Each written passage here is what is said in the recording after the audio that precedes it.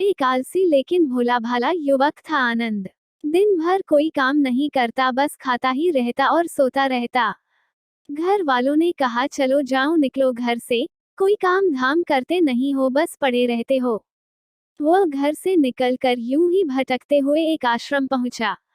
वहां उसने देखा कि एक गुरुजी हैं, उनके शिष्य कोई काम नहीं करते, बस मंदिर की पूजा करते हैं। उसने मन में सोचा ये बया है, कोई काम धाम नहीं, बस पूजा ही तो करना है। गुरुजी के पास जाकर पूछा, क्या मैं यहाँ रह सकता हूँ? गुरुजी बोले हाँ, हाँ क्यों नहीं, लेकिन मैं कोई काम नहीं कर सकता हूँ गुरुजी। कोई काम नहीं करना है, बस पूजा करनी होगी। आनंद, ठीक है वह तो मैं कर लूंगा। अब आनंद महाराज आश्रम में रहने लगे। ना कोई काम ना कोई धाम, बस सारा दिन खाते रहो और प्रभु भक्ति में भजन गाते रहो। महीना भर हो गया, फिर एक दिन आई एकादशी। उसने रसोई में जाकर देखा खाने की कोई तैयारी नहीं थी। उसने गुरुजी से पूछा, आज खाना नहीं बनेगा क्या? गुरुजी ने कहा, नहीं आज तो एकादशी है, तुम्हारा भी उपवास है। उसने कहा, नहीं अगर हमने उपवास कर लिया तो कल का दिन ही नहीं देख पाएंगे हम नहीं कर सकते उपवास। हमें तो भूख लगती है, आपने पहले क्यों नहीं बताया? गुरुजी ने कहा, ठीक है तुम ना करो उपवास, पर खाना भी तुम्हारे लिए कोई और नहीं बनाएगा, तुम खुद बना लो। मरता क्या ना करता गया रसोई में। गुरुजी फिर आए, देखो अगर तुम खाना बना लो तो राम जी को भोग जरूर लगा लेना और नदी के उस पार जाकर बना लो रसोई।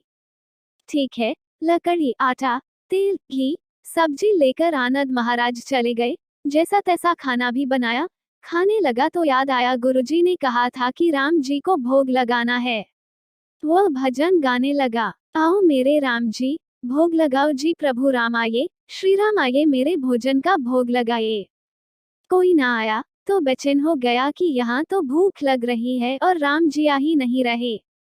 भोला मानस जानता नहीं था कि प्रभु साक्षात तो आएंगे नहीं, पर गुरुजी की बात मानना जरूरी है। फिर उसने कहा, देखो प्रभु राम जी, मैं समझ गया कि आप क्यों नहीं आ रहे हैं। मैंने रूखा सूखा बनाया है और आपको तरमाल खाने की आदत है, इसलिए नहीं आ रहे हैं। तो सुनो प्रभु, आज वहाँ भी कुछ नहीं बना है, सबकी एकादशी है, खाना हो तो ये भोग ही खा लो। श्री राम अपने भक्त की सरलता पर बड़े मुस्कुराए और माता सीता के साथ प्रकट हो गए। भक्त असमंजस में, गुरुजी ने तो कहा था कि राम जी आएंगे, पर यहाँ तो माता सीता भी आई हैं और मैंने तो भोजन बस 2 लोगों का बनाया है। चलो कोई बात नहीं, आज इन्हें ही खिला देते हैं। बोला, प्रभु मैं भूखा रह गया, लेकिन मुझे आप दोनों को देखकर बड़ा अच्छा लग रहा है। लेकिन अगली एकादशी पर ऐसा न करना, पहले बता देना कि कितने जन आ रहे हो। और हाँ, थोड़ा जल्दी आ जाना। राम जी उसकी बात पर बड़े मुदित हुए, प्रसाद ग्रहण करके चले गए। अगली एकादशी तक ये भोला मानस सब भूल गया। उसे लगा प्रभु ऐसे ही आते होंगे और प्रसाद ग्रहण करते होंगे। फिर एकादशी आई। गुरुजी से कहा, मैं चला अपना खाना बनाने पर। गुरुजी, थोड़ा ज्यादा अनाज लगेगा, वहाँ 2 लोग आते हैं। गुरुजी मुस्कुराए, भूख के मारे बावला है। ठीक है ले जा और अनाज ले जा। अब की बार उसने 3 लोगों का खाना बनाया। फिर गुहार लगाई, प्रभु राम आइए, सीता राम आइए, मेरे भोजन का भोग लगाइए। प्रभु की महिमा भी निराली है। भक्त के साथ कौतुक करने में उन्हें भी बड़ा मजा आता है। इस बार वे अपने भाई लक्ष्मण, भरत, शत्रुघ्न और हनुमान जी को लेकर आ गए। भक्त को चक्कर आ गए। यह क्या हुआ, एक का भोजन बनाया तो 2 आए, आज 2 का खाना ज्यादा बनाया तो पूरा खानदान आ गया। लगता है आज भी भूखा ही रहना पड़ेगा। सबको भोजन लगाया और बैठे बैठे देखता रहा। अनजाने ही उसकी भी एकादशी हो गई। फिर अगली एकादशी आने से पहले गुरुजी से कहा, गुरुजी, ये आपके प्रभु राम जी अकेले क्यों नहीं आते, हर बार कितने सारे लोग ले आते हैं। इस बार अनाज ज्यादा देना। गुरुजी को लगा, कहीं यह अनाज बेचता तो नहीं है, देखना पड़ेगा जाकर। भंडार में कहा, इसे जितना अनाज चाहिए दे दो, और छुपकर उसे देखने चल पड़े। इस बार आनंद ने सोचा, खाना पहले नहीं बनाऊंगा, पता नहीं कितने लोग आ जाएं। पहले बुला लेता हूँ फिर बनाता हूँ। फिर टेर लगाए, प्रभु राम आइए, श्री राम आइए, मेरे भोजन का भोग लगाइए। सारा राम दरबार मौजूद। इस बार तो हनुमान जी भी साथ आए, लेकिन ये क्या प्रसाद तो तैयार ही नहीं है। भक्त ठहरा भोला भाला, बोला प्रभु इस बार मैंने खाना नहीं बनाया। प्रभु ने पूछा क्यों?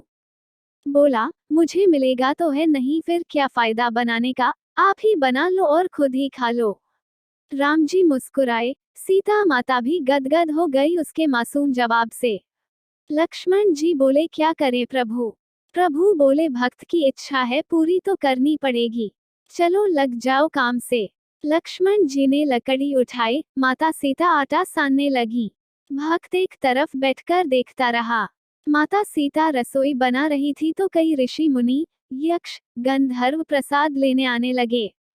इधर गुरुजी ने देखा खाना तो बना नहीं, भक्त एक कोने में बैठा है।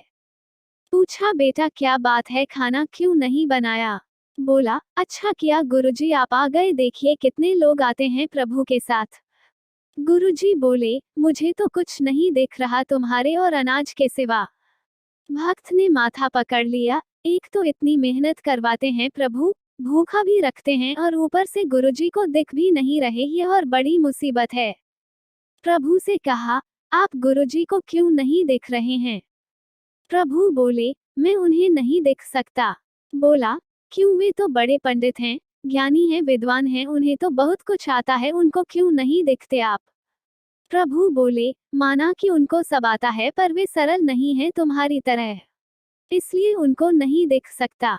आनंद ने गुरुजी से कहा गुरुजी प्रभु कह रहे हैं आप सरल नहीं है, इसलिए आपको नहीं दिखेंगे। गुरुजी रोने लगे, वाकई मैंने सब कुछ पाया पर सरलता नहीं पा सका तुम्हारी तरह, और प्रभु तो मन की सरलता से ही मिलते हैं। प्रभु प्रकट हो गए और गुरुजी को भी दर्शन दिए।